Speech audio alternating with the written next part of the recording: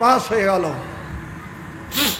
এই সন্ধিক্ষণে আল্লাহ রাব্বুল আলামিনের নবী বললেন, যায়েদ তুমি তো আমার গোলাম।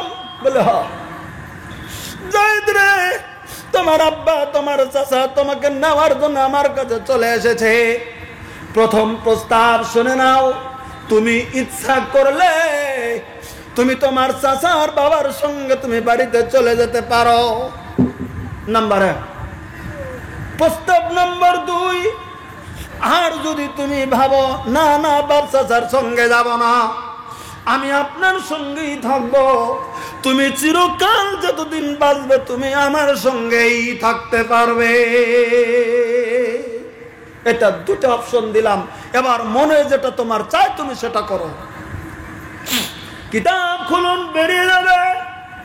হযরত যায়েদকে যখন প্রস্তাবটা দিলেন, হযরত যায়েদ যুবক ছেলে ওই বৈঠকের ভিতরে শত শত মানুষের মোকাবেলাতে একবার বাপ চাচার মুখের দিকে তাকায়, আর একবার ঘুরে ঘুরে বিশ্ব নবীর মুখের দিকে তাকায়, একবার বাবা মার মুখের দিকে তাকায়, আবার বিশ্ব নবীর দিকে তাকায়, আমার বাবার মুখের দিকে তাকায়, আবার বিশ্ব নবীর মুখের দিকে তাকায়। 3 বার তাকানোর পরে ওই সম্মুখ থেকে দৌড়ে যায় আল্লাহ রাব্বুল আলামিনের নবীকে জড়িয়ে ধরে বলতেছেন, দরদের মুনিব গো, আমাকে পাঠিয়েন না, আমি আমার বাপ দাদার সঙ্গে যাব না, আমি চিরদিন আপনার সঙ্গেই থেকে যেতে চাই। যখন বাপ দাদার মোকাবেলায় শত শত মানুষের মোকাবেলায় যখন নবীকে জড়িয়ে ধরে বললেন, আমার জীবন আমি আপনার সঙ্গেই যখন কাটিয়ে দিতে চাই, এই কথা যখন বলে ফেললেন, তখন যায়েদের আব্বা হারেসা এত রাগে ভার হয়ে গেল, এই ছেলের তার ধ্বংস হোক, তুই পৃথিবীর জমিনে স্বাধীন জীবন ছেড়ে দিয়ে তুই গোলামির কাল তুই জমিনের ভিতরে বেছে নিলি, তোর অধঃপতন, এমন কাজ তুই করলি, তুই গোলামির তো জমিনের ভিতরে বেছে নিলি, তুই কেমন ছেলে, আমি তোর বাবা তোকে নিতে আসছিলাম। এই কথা যখন বললেন, ছেলে বলছে যেন, বাবা গো তুমি আর আব্বা তুমি ঠিক আছে, তুই আমি জানি সে বাবা গো, কিন্তু তুমি জানো না সামান্য কয় বছর হয় আমি এই লোকটার সঙ্গে গোলাম হিসাবে জমিনের ভিতরে চলছি, কিন্তু আমি সাক্ষী করে বলতেছি, আমি স্পষ্ট খনন করে বলতেছি, এই সামান্য কয়েকটা বছরে এই লোকটার সঙ্গে থেকে আমি যা কিছু পেয়েছি, পৃথিবীর কেউ যেমন এমন শান্তির জিনিস এই পৃথিবীর জমিনের ভিতরে পেতে পারে না। নারায়ে তাকবীর।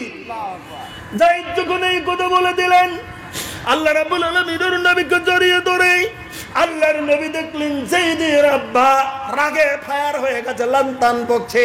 তখন হযরতে যায়েদকে করলেন কি, আল্লাহর নবী যায়েদের একটা হাত ধরলেন, হাত ধরে টেনে নিয়ে তখন কাবাঘরের সম্মুখে বৈঠকটা ছিল, কাবাঘরের খাম্বিটা নাবি ধরলেন, এক হাত দিয়ে কাবাঘরের একটা খাম ধরলেন, আর এক হাত দিয়ে যায়েদকে ধরে আছে।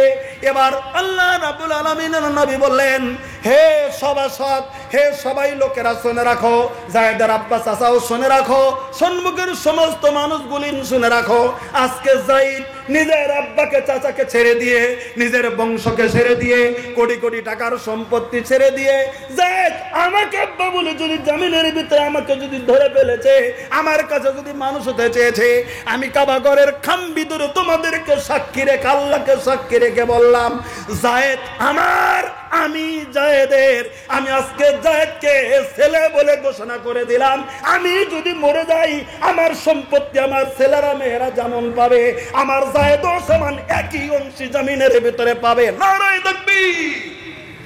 যায়েদের আব্বা দেখলেন, হায় হায় কি মহান মানুষ এটা পৃথিবীর জমিনে, কাবাঘরের মুতাওয়াল্লি মুহাম্মদ আব্দুল মুত্তালিবের নাতি, কাবাঘরের মুতাওয়াল্লি আবু তালেবের নাতি, আজকে মুহাম্মদ সারা পৃথিবীর জমিনের ভিতরে জয় জয় মায় মায় হিসাবে চলছে, আর সেই মুহাম্মদ আমার ছেলেকে নিজের ছেলে বলে ঘোষণা করে দিল, এর মতো মহান মানুষ আর পৃথিবীর জমিনে কে হতে পারে? আমি যদি মরে যাই আমার ওয়ারিসানা হক আমি যায়েদকেও দান করে দেব। সুবহানাল্লাহ বলেন।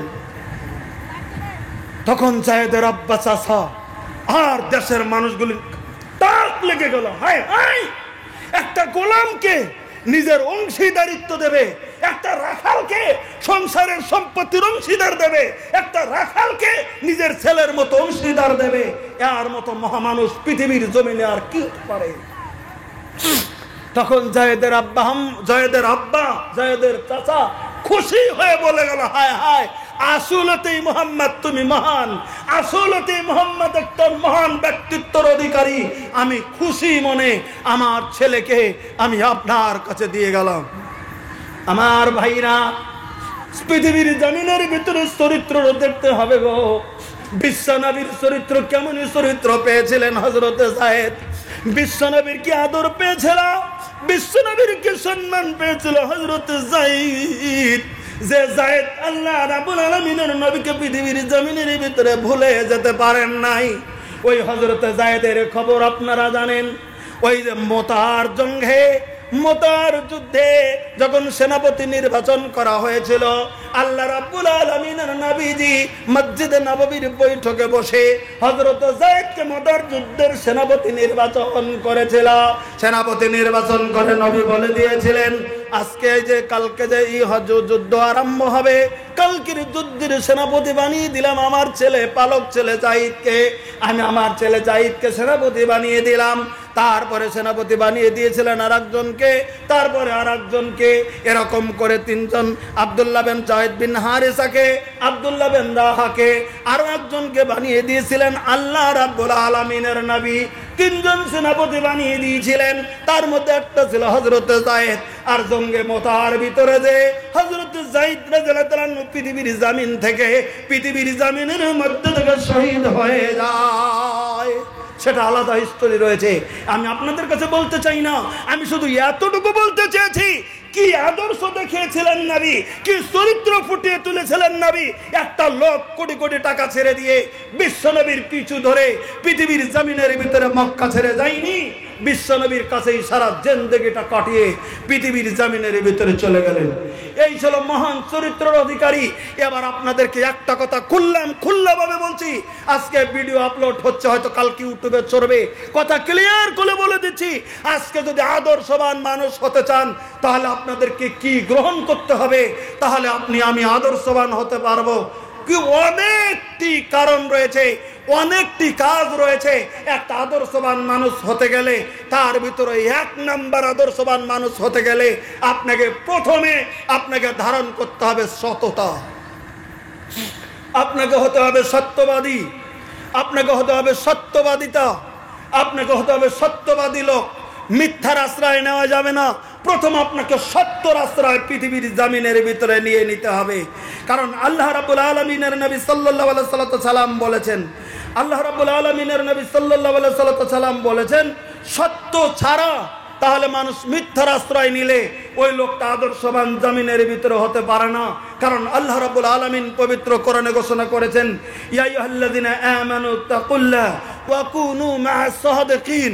আল্লাহ রাব্বুল আলামিন পবিত্র কোরআনে বললেন, ইয়া আইয়ুহাল্লাযিনা আমানু, হে ঈমানদার মুসলিম মানুষেরা, ইত্তাকুল্লাহ, তোমরা আল্লাহ রাব্বুল আলামিনকে ভয় করো, তোমরা আল্লাহকে ডরো, আল্লাহকে তোমরা ভয় করো, ওয়া কুনু মা'আস সাদিকিন, আর তোমরা সত্যবাদীদের ভিতরে তোমরা দলভুক্ত হয়ে যাও, সত্যবাদীদের নিকটে তোমরা দলভুক্ত হয়ে যাও, তোমরা সত্যবাদীদের সাথী হয়ে যাও, তোমরা সৎকার লোকের সাথী হয়ে যাও, তোমরা সত্যবাদীর কাছে চলে যাও, তোমরা সত্যবাদী পৃথিবীর জমিন হয়ে যাও, মিথ্যাবাদী তোমরা হয়েও না।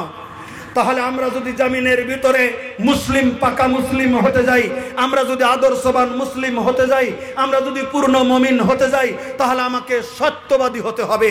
এবার কথাটা একটু খেয়াল করে লক্ষ্য করুন, কেমন সত্যবাদী হতে হবে। আল্লাহ নবী সাল্লাল্লাহু আলাইহি সাল্লাম কি বলেছেন? আল্লাহ নবী সাল্লাল্লাহু আলাইহি সাল্লাম বললেন, স্পষ্ট করে নবী সাল্লাল্লাহু আলাইহি সাল্লাম বললেন, আলাইকুম বিসিদকে, এই সাহাবীরা, এই শোনো, তোমরা সত্যবাদীর উপর চলো, তোমরা সত্যকে গ্রহণ করো, তোমরা সত্যের উপর চলো, তোমরা মিথ্যার আশ্রয় নেবে না, তোমরা প্রত্যেকটা ক্ষেত্রে তোমরা সত্যের উপর চলো। বলবে কেন সত্যের উপর চলবেন?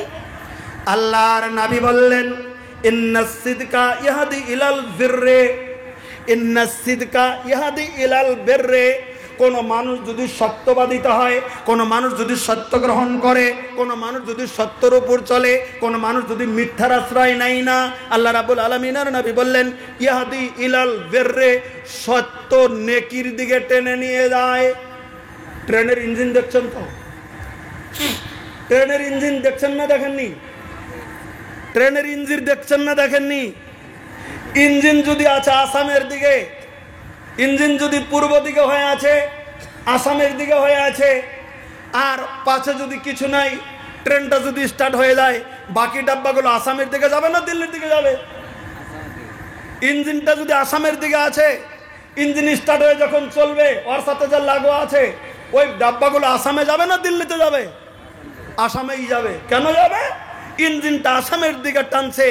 ইঞ্জিন যেমন তার ডাব্বাকে টেনে নিয়ে যায় আসামের দিকে, ইঞ্জিন যখন তার ডাব্বাকে নিয়ে যায় গন্তব্যস্থলের দিকে, একটা মানুষ যদি সততা গ্রহণ করে, একটা মানুষ যদি সত্যবাদী হয়, ওই লোকটা সত্য হচ্ছে ইঞ্জিন, ওই লোকটাকে টেনে নিয়ে যায় নেকির দিকে। একবার সুবহানাল্লাহ জোরে বলেন।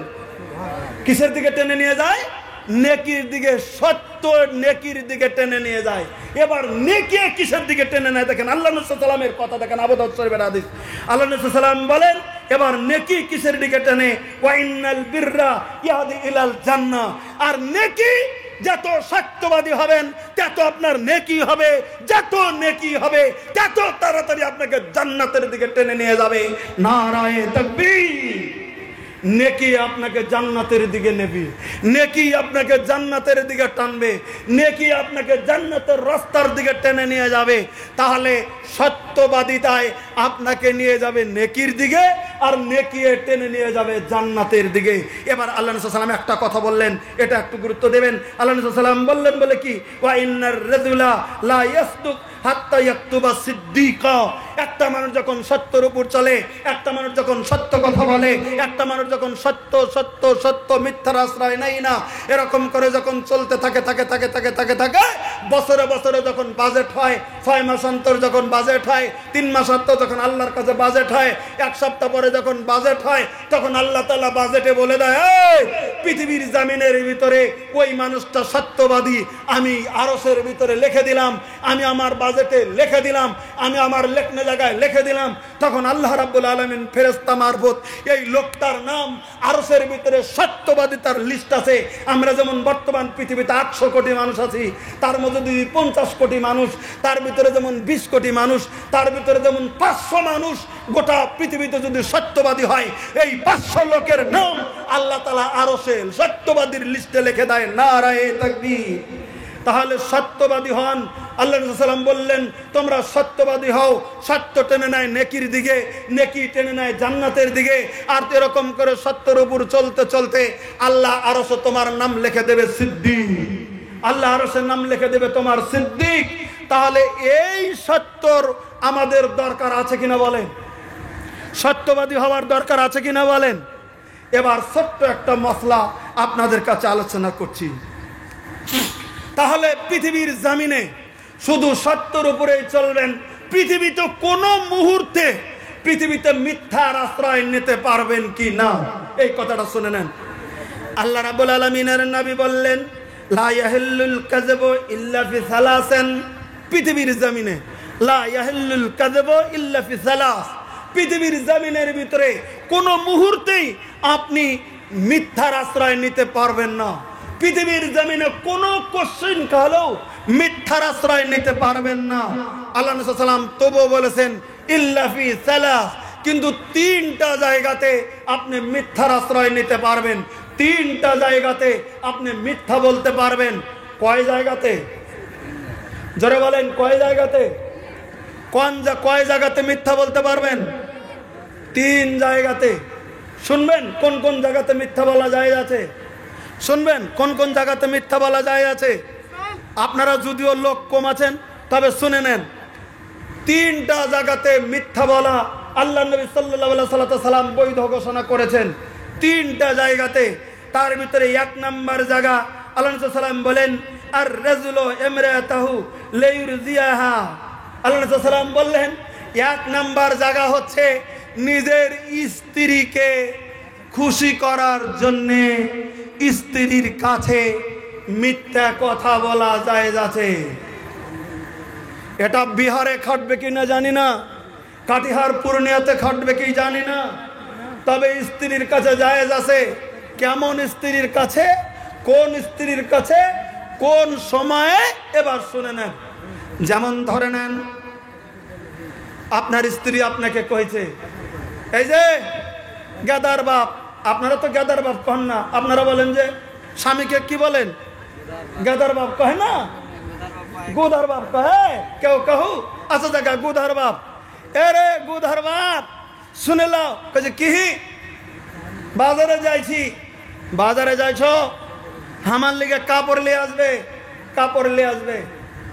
কিন্তু কিছু কিছু মাইয়া লোক আছে, কাপড় লিয়ে আসবে কহে দিয়া, কাপড়ের রংটা বলে দেবে, কালারটা বলে দেবে, পাটটা কেমন লাগবে বলে দেবে, সাইজটা কেমন বলে দেবে, ঝুলঝুল লাগবে বলে দেবে, সব কিছু বলে দেবো। হেমন এমন হেমন এমন করে আমার জন্য একটা জন্য কাপড় লেহা যেন বাড়িতে আসো জানি গো, খালি হাতে আসিও না। এবার স্বামী বলছে ঠিক আছে লিয়ে আসবো, তুমি যদি কইছো তো লিয়ে আসবো। স্বামী চলে গেছে বাজারে, যত রং কইছে কত রঙের কাপড় বাজারে পাওয়া যায় না, কত মিলানো যায় না, দু চারটা মিলাইছে, মিলাইলে চলে আসছে বাড়িতে, বাড়িতে বাজার থেকে বাড়ি চলে এসছে। এখন বাড়ি চলে আসার পরে অন্যান্য খরচাপাতি তেল নুন মরিচ যা এসছে ওগুলি দিয়েছে, ওইগুলো সব দিয়েছে স্ত্রীর কাছে। সর্বশেষে কইছে যে হ্যাঁ তুমি যে কইছিলে কাপড় লিয়ে আসার জন্য, আমি যে লিয়ে এসছি, লিয়ে এসছ? হ্যাঁ লিয়ে এসছি। কি কাপড়? বের করে দিয়েছে কাপড়টা, এই যে লাও। কিছু কিছু স্ত্রীর খাসলত আছে, এগুলা বোধ হয় কাটিহার পূর্ণিয়াতে নাই, তবে কিছু কিছু জায়গাতে আছে। প্রথম কাপড়টা দেখেই হাতে নিয়ে কইবে যে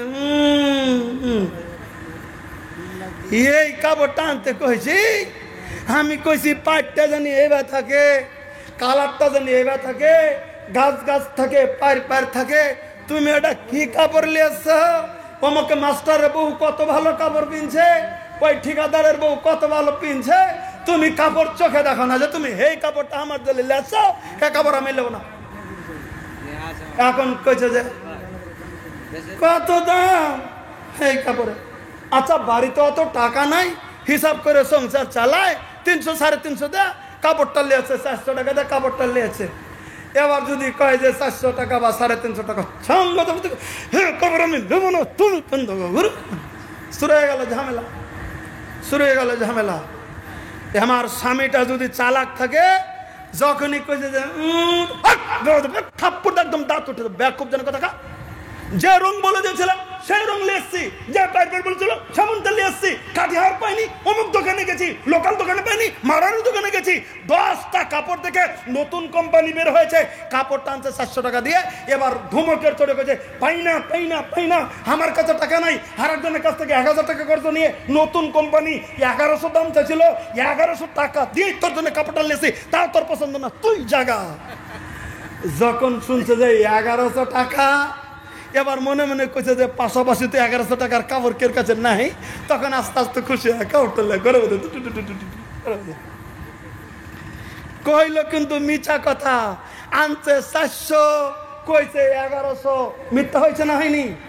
জোরে বলেন, মিথ্যা হয়েছে না হয়নি? আল্লাহ নবী সাল্লাল্লাহু আলাইহি ওয়াসাল্লাম বললেন এটার জন্য স্ত্রী খুশি হয়ে গেল। এমন যদি তুমি মিথ্যা বলো জীবনেও পাপ হবে না, নারে তাকবীর, একটা পাপও হবে না। আপনারা তো কাটিহারের লোক, একটা বুদ্ধি দিয়ে দেয়, স্ত্রীর কাছে জীবনেও কাপড় নিয়ে আসা সত্যি কথা কইবেন না, কোন দিনও কইেন না, অন্তত 200-500 ট্যাক্স লাগিয়ে আনবেন, অনুমান করে এমন করে আনবেন যেন ধরাটা না পড়েন। আর খালি কাপড়টা যেটা পাশাপাশি নাই ওই সাইজেরটা কম দামে নিয়ে আসবেন, তবে ওই সাইজেরটা আনবেন যাতে ধরাটা না পড়া যায়। আল্লাহ নবী সাল্লাল্লাহু আলাইহি ওয়াসাল্লাম বলেছেন স্ত্রীকে খুশি করার জন্য মিথ্যা কথাটা আমি বিশ্ব নবী সাল্লাল্লাহু আলাইহি ওয়াসাল্লাম জায়েজ দিয়ে দিলাম। স্ত্রীর কাছে আরো মিথ্যা কথা কওয়া যায় বিভিন্ন কারণে। বাবা মা আছে আর শ্বশুর শাশুড়ি আছে, আলাদা সংসার করছি, বাবা মার বাড়িতে বাবা মা থাকে, শ্বশুর শাশুড়ির বাড়িতে শ্বশুর শাশুড়ি থাকে। শ্বশুর শাশুড়ি যদি বাড়িতে আসে, বিভিন্ন রকমের আইটেম জোগাড় করার জন্য স্ত্রী বলে দেয়, বিভিন্ন আইটেম করেছে, কাপড় দাও, দাও সব কিছু দিছে। বাবা মা যদি আসছে, বাবাকে যদি কাপড় দিতে চায়, তখন স্ত্রী রেগে যাচ্ছে, বাবা মাকে কিছু টাকা দিতে গেলে স্ত্রী গরম হয়ে যাচ্ছে, এরকম যায় কি যায় না? ওই জন্য বাবা মাকে গোপনে দিতে হবে। চুরি চুরি যদি স্ত্রী রেগে যায়, বাবা মাকে চুরি করে দিতে হবে। তারপরে যদি স্ত্রী জিজ্ঞাসা করে, তুমি যে বাবার বাড়িতে গেছিলে কিছু দিছ? আমার কাছে টাকা আছে, আমি দিব কই থেকে? সব টাকা তো তোর বাবাকেই দিলাম। স্ত্রী তখন মনে মনে কবে, যাজ্ঞা আমার বাবাকে দেয়, ওর বাবাকে দেয় না, আমার স্বামী খুব ভালো, তো মিথ্যা কথা কয়া দেন গা, এরকম করে বাবা মাকে চুপে চুপে দেন গা। আর যদি আপনি ফুটাবার যান, বাবা মাকে যদি দেখিয়ে দেন, স্ত্রী দেখবেন কত কত স্ত্রী ফুলা ব্যাঙ্গের মতো তিনটা হয়ে যাবে এরকম করে, আর রান্নাবাড়ি করবে না। এরকম হয় অনেক জায়গায়, হয় না বলে? এরকম হয়েছে। তাহলে স্ত্রীর কাছে মিথ্যা কহা যায়? এই ক্ষেত্র নিয়ে আল্লাহ নবী সাল্লাল্লাহু আলাইহি ওয়াসাল্লাম বলছেন, বলে কি, লা ইয়াহিল্লুল কাযিব, তোমরা মিথ্যা বলতে পারবে না কোনো মতেই, কিন্তু ইল্লা ফি সালাসিন, তিনটা জায়গায় মিথ্যা বলতে পারবে। একটা ইহাদ্দিসুর রাজুল ইমরাতাহু লিয়ারজিয়াহা, যদি তুমি তোমার স্ত্রীকে সত্য কথা বলো তাহলে রাগ হয়ে যাবে, তাহলে মিথ্যা বলে তোমার স্ত্রীকে রাজি করার জন্য মিথ্যাটা জায়েজ রয়েছে। নাম্বার 2, আল কিযবু ফিল হার, আর যুদ্ধের ময়দানে মিথ্যা কথা বলা শরীয়তে বৈধ রয়েছে। কারণ শত্রুপক্ষ আসবে, আর শত্রুপক্ষের কাছে মিথ্যা যদি না বলেন, একটা লোক দেখতে গেছে শত্রুপক্ষ কত আছে, এবার শত্রুপক্ষে যদি হঠাৎ লোকটাকে যায়, তুই আবার কোথা থেকে আসলি? আমি এখান থেকে এসছি। না, তুই এখান থেকে আসিসনি, তুই মনে হয় গ্রুপের বলে। না, আমি তো অন্য জায়গা থেকে আসলাম, অথচ ওই গ্রুপ থেকে আসলে বিপক্ষ থেকে আসছে। মিথ্যা বললো, কারণ বললে ধরা পড়ে যাবে, মিথ্যা বলেছে। তো মিথ্যা বলা ওই মুহূর্তে শত্রুর সম্মুখে মিথ্যা বলা নবী সাল্লাল্লাহু আলাইহি ওয়াসাল্লাম বৈধ ঘোষণা করেছেন। নাম্বার 3, আল কাযিব লিইউসলিহা বাইনান নাস, আল্লাহ নবী সাল্লাল্লাহু আলাইহি ওয়াসাল্লাম বললেন, দুই দল যদি ঝগড়া বেঁধে যায়, দুই দলের ভিতরে যদি ফাসাদ হয়, তাহলে এটা মিটানোর জন্য দেওয়ানি বেটা মিথ্যা বলতে পারবে। আল্লাহ নবী সাল্লাল্লাহু আলাইহি ওয়াসাল্লাম এটা জায়েজ দিয়েছেন। কেন মিথ্যা বলবে? দুই দল ঝগড়া করেছে, দুই ভাই ঝগড়া বাজিয়েছে, এবার গ্রামের দেওয়ানি চলে গেছে এক ভাইয়ের বাড়িতে, বলে কি হয়েছে? তখন আর এক ভাইয়ের একদম দুর্নাম, বদমাশ, ও বদমাশ, ও লম্পট, খারাপ, হ্যাঁ ওয়া হেন তেন বহুত কথা বলে দিয়েছে। ওখানে শুনলো, ওখানে শুনে আবার এই ভাইয়ের কাছে আছে, কি হয়েছে? বলছে যে এরকম এরকম হয়েছে, আপনি না ওই বাড়িতে গেছিলেন, আমার বিষয় কি কি বললো? বলে না, তেমন তো কিছু বলেনি, অথচ অনেক কথা বলেছে, অনেক খারাপ কয়েছে, কিন্তু কইছে না তেমন কিছু কহেনি, তেমন কিছু তো বলেনি, তো নর্মাল তো বলেছে, না কিছু তো হয়নি বললো। তার মানে আর যেটা রাগ উঠেছিল, রাগটা থামিয়ে দিল, অথচ মিথ্যা বললো। আবার ঘুরে গেছে ওখানে, বলে তুমি না ওখানে গেছিলো, আমার কথা নেই, কি না তেমন তো তোমার ভাই কথা বলেনি। বাস, এই এতটুকু মিথ্যার আশ্রয় নিয়ে জিনিসটা মিটিয়ে দিল। আল্লাহ নবী সাল্লাল্লাহু আলাইহি ওয়াসাল্লাম বলেন, এই দুই দলকে মিটানোর জন্য দেওয়ানি যদি মিথ্যার আশ্রয় নেয় সৎ নিয়তে, তাহলে আল্লাহ নবী সাল্লাল্লাহু আলাইহি ওয়াসাল্লাম সেটা জায়েজ ঘোষণা করেছেন। এই তিনটা ক্ষেত্রে মিথ্যা বলা শরীয়তে বৈধ করেছেন। তাছাড়া মিথ্যা কথা বলার পারমিশন ইসলামে দেয়নি। তবে হ্যাঁ, কোনো কোনো জায়গাতে মিথ্যা বলার পারমিশনে কোনো জায়গাতে পাস করে নিয়েছে। 2 মিনিটে একটা ইতিহাস বলছি, একটু গুরুত্ব দিয়ে শোনেন। আপনারা হযরত ওমর ফারুক রাদিয়াল্লাহু তাআলা আনহুর নাম শুনেছেন না শোনেন নাই? হযরত ওমর ফারুক শুনেছেন। হযরত ওমর ফারুক যখন খলিফাতুল মুসলিমিন, হযরত ওমর ফারুক খলিফা থেকে কুফার ময়দানে সাহাবীদের ভিতরে একটা গভর্নর পাঠিয়ে দিলেন। হযরত ওমর কুফার ময়দানে একটা গভর্নর পাঠিয়ে দিলেন। হযরত ওমর বললেন, এই তুমি কুফাতে গভর্নরগিরি করো, যাও। সাহাবীরা ছিল খুব ইমানদার, সাহাবীরা ছিল খুব খটখটা, সাহাবীরা ছিল খুব ভালো, সাহাবীরা ছিল খুবই পড়ালো। চলে গেছে হযরত ওমরের আদেশে কুফার গভর্নরগিরি করার জন্য, ইরাকের কুফায় গভর্নর করার জন্যে। ইনি যখন কুফার গভর্নরের চেয়ারে বসলেন, বসার পরে এবার করতে শুরু করলো কি, ধনী গরিব বড় ছোট সবাইকে এক চোখে দেখতে লাগলেন। মানে ধনী কেউ যে চোখে দেখে, গরিব কেউ সে চোখে দেখে, বড় বংশকে যে চোখে দেখে, ছোট বংশকেও সে চোখে দেখে, বড় মানুষকেও যে চোখে দেখে, ছোট মানুষকেও সে চোখে দেখে। এবার গভর্নর যখন এরকম করে সবাইকে এক সমান দেখতে শুরু করে দিয়েছে, এবার কুফার যারা মানি বড় ধনী লোকেরা, তাদের অন্তরের ভিতরে kit kit kit kit kit kit করে হিংসার ভাব উদয় হয়ে গেল। আরে কেমন গভর্নর পাঠিয়ে দিয়েছে হযরত ওমর, আমাদেরকে মান সম্মান দেয় না, যেখানে গরিবকে বসায় সেখানে আমাদেরকে বসায়, যে চেয়ারে গরিবকে বসায় সে চেয়ারে আমাদেরকে বসায়। হ্যাঁ, একই লাইনে, এটা আমরা মেনে নেব না। অনেক ধনী মিলে চান্দা তুলেছে, চান্দা তুলে 2000 দিনার জড়ো করেছে। কথাটা গুরুত্ব দেন, 2000 দিনার জড়ো করেছে, অনেক ধনী মিলে চান্দা তুলে জড়ো করেছে, করে রেখে দিয়েছে। আর শুনলো এই গভর্নর চলে যাবে মদিনায় হযরত ওমরের কাছে। ইনি চলে গেছেন গভর্নর হিসাব দিতে ওমরের কাছে। আর এরা 10-12 জন লোক, এই বড় বড় মানি লোক 2000 দিনার নিয়ে চলে গেল ওমরের কাছে। হযরত ওমরের কাছে যাওয়ার পরে এরা 10-12 লোক ঘোরাফেরা করছে। হযরত ওমর বলছেন, এই তোমরা কারা? বলছে, আমরা কুফার লোক। বলে, এখানে কেন আসছো? বলে, আপনার কাছে এসছি একটা কথা বলার জন্য। বলে, আসো। তখন গেছে এই 10 জন লোক 2000 দিনার নিয়ে হযরত ওমরের কাছে এই টুপলাটা দিয়ে বলছে, ওগো খলিফাতুল মুসলিমিন, আপনি যে এখান থেকে গভর্নর পাঠিয়ে দিয়েছেন কুফাতে, এই গভর্নরটা ভালো নয়। বলে, কেন? বলে, এই গভর্নর এই বাইতুল মাল থেকে 2000 দিনার চুরি করে আমাদেরকে জমা দিয়েছে রাখার জন্যে। আর এই দিনার উনি যখন বাড়ি আসবে তখন এই দিনারটা ওনার ছেলে মেয়েকে গোপন ভাবে দেবে। এই যে দেখেন 2000 দিনার, আমরা এটা আপনার কাছে জমা দিলাম, এটা চুরি করে আপনার গভর্নর আমাদের কাছে দিয়েছে। হযরত ওমর সঙ্গে সঙ্গে ওই গভর্নরকে ডাকলেন। ওরা তো ওখানে বসে আছে 10-12 জন। এবার গভর্নর চলে এসছে। আসার পরে হযরত ওমর জিজ্ঞাসা করছেন, এই তুমি এই 2000 দিনার চুরি করেছ? এই যে 10 জন 2000 দিনার দিয়েছে, তুমি কি চুরি করেছ?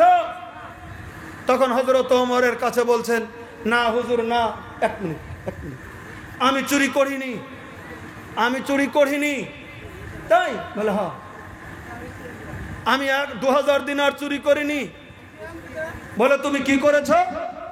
তখন এই লোকটা বলেছেন, গভর্নরে বলেছেন, হুজুর এরা ভুল বলছে, আমি 4000 দিনার চুরি করেছিলাম। জোরে বলেন, কত দিনারের কথা বললেন? কত দিনারের কথা বলেছেন? 4000। বলে না, আমি 4000 দিনার চুরি করেছিলাম, এদের কাছে আমি 4000 দিনার দিয়েছিলাম, এরা 2000 আপনাকে দিয়েছে আর 2000 দেয়নি। ওমর বলছে, তুমি 4000 দিনার কেন চুরি করেছিলে? বলছে, হুজুর আমি যদি মরে যাই, আমার ছেলে মেয়ে যেন কষ্টে না থাকে, তাই আমি 4000 দিনার চুরি করেছিলাম, বিচার করুন। তখন হযরত ওমর এই 10 জনকে বলছে, এই বেকুপের দল, উনি 4000 দিয়েছে তোমাকে জমা, তোমরা 2000 দিয়েছো কেন? আর 2000 কোথায় রেখেছো? এরা দেখলো ঘটনা তো খারাপ। আমরা চান্দা তুলে 2000 নিয়েছি খলিফাতুল মুসলিমিনকে দেওয়ার জন্যে, মিথ্যা সাব্যস্ত করব। এবার 4000 চাইছে খলিফাতুল মুসলিমিন, আমরা এবার দিব কোথায় থেকে? 4000 আমরা তো 1 টাকাও নেইনি। এখন দেখছে ফসাদে পড়ে গেলাম। এটা যদি সত্য হয় তাহলে 4000 দিতে হয়, মিথ্যা কথা বানিয়ে বলেছি। এখন কোচে, হুজুর আমরা মিথ্যা বলেছিলাম, আমাদের গভর্নর 1 টাকাও দেয়নি। আসলে লোকটা খুব কড়া, আমাদের ধনীদেরকে সম্মান করে না, যার জন্য আমরা চান্দা তুলে আপনার কাছে 2000 দিনার জড়ো করে দিয়েছিলাম, আসলে তিনি আমাদের কাছে 1 টাকাও দেয়নি। তখন হযরত ওমর ওই সাহাবীকে বলছে, তুমি এত বড় মিথ্যা কথা আমার কাছে বলতে পারলে? তখন বললেন যে, হুজুর এ কথা বলা ছাড়া আমার উপায় ছিল না, কারণ এরা তো 10 জন, আমি একা। এরা যখন সাক্ষী দেবে আপনি তো আর সাক্ষী গ্রহণ করতে হবে, আর আমি মিথ্যাবাদী, তাহলে আমাকে মেরে দেবেন, জেলে যেতে হবে। ওই জন্য আমি এটা কৌশল করেছি। হযরত ওমর বললেন, সাব্বাস, তুমি যদিও মিথ্যা বলেছ, এটা তোমার হিকমতের দ্বারা বলেছ যে তুমি বেঁচে যাবে, সত্য মানুষ তুমি বেঁচে যাবে, তাই তুমি বেঁচে গেছে। সাব্বাস, তুমি সাহাবী। মিথ্যা বলেছিলেন আল্লাহ রাব্বুল আলামিনের সাহাবী, তবে বেঁচে, আল্লাহ নবী সাল্লাল্লাহু আলাইহি ওয়াসাল্লামের সাহাবী, তবে বেঁচে গেছেন। মিথ্যা বলার পরেও এরকম কোন পরিস্থিতি যদি হয় মিথ্যা বলাটা বৈধ রয়েছে, আমি আপনাদের কাছে শুধু একটা কথা বলবো, তাহলে পারিপার্শ্বিকতার ক্ষেত্রে মিথ্যা বলা যায় যদি নিজের চরিত্র গ্রহণ করা, তবে নিজের চরিত্রটা আপনারা ফুলের মতো রাখবেন। এটা আপনাদের কাছে আমার অনুরোধ রয়ে গেল, চরিত্রটা ফুলের মতো রাখবেন। তাহলে যে কবরস্থানের জালসা দিয়েছেন, কবরে যখন যাবেন, আপনি যখন প্রশ্ন করবেন মার রাব্বুকা আমা দীনুকা আমান হাযার রাজুল আল্লাযী বুইস্তা ফীহিম, 3টা প্রশ্ন যখন করবে, তোমার প্রভু কে? আপনি যদি সততা থাকেন, আপনি যদি ভালো থাকেন, লেখাপড়া করেননি, আপনার মুখ দিয়ে বেরিয়ে যাবে রব্বি আল্লাহ, আমা দীনুকা, আপনার মুখ দিয়ে বেরিয়ে যাবে আমার দিন ইসলাম। বলে আমান হাযার রাজুল আল্লাযী বুইস্তা বিহিম, একটা ফটো নিয়ে যখন দেবে, এটা কার ফটো? বলবে ইনি হচ্ছেন আমাদের বিশ্বের নবী হযরত মুহাম্মদুর রাসূলুল্লাহ সাল্লাল্লাহু আলাইহি ওয়াসাল্লাম। মুখ দিয়ে বেরিয়ে যাবে, তখন আল্লাহ বলবে বান্দা আমার সত্য বান্দা, এর কবরের দরজার সঙ্গে জান্নাতের দরজা মিলিয়ে দাও। নারায়ে তাকবীর। আপনাদেরকে একটাই মেসেজ শুধু দিলাম, আমরা সচ্চরিত্রবান হব। আমরা অনেক এই সচ্চরিত্রবান, খালি একটা গুণ বললাম, অন্য দিন আসলে অন্য গুণ বলা যাবে ইনশাআল্লাহ। অনেক গুণের দরকার রয়েছে সচ্চরিত্রবান মানুষ হতে গেলে। আল্লাহ তাআলা যেন আমাদের সবাইকে সচ্চরিত্রবান হিসাবে পৃথিবীর জমিনের ভিতরে চলার তৌফিক দেয়। আল্লাহুম্মা আমিন। দেন মাল্লা সাহেব। যা হোক, একটা কবরস্থানের জালসা। আমি আর 10 মিনিট আছি, একদম 4টায় নেমে যাব। আবার 4:30 গাড়ি, 4:30তে গাড়ি তো কাটে হবে। নর্থ ইস্টের রিটার্ন টিকিট জানেন তো, বর্তমান ট্রেন খুব কম। তো যাক, আমিও দেরি করবো না, খুব তাড়াতাড়ি যাব। কিছু দোয়া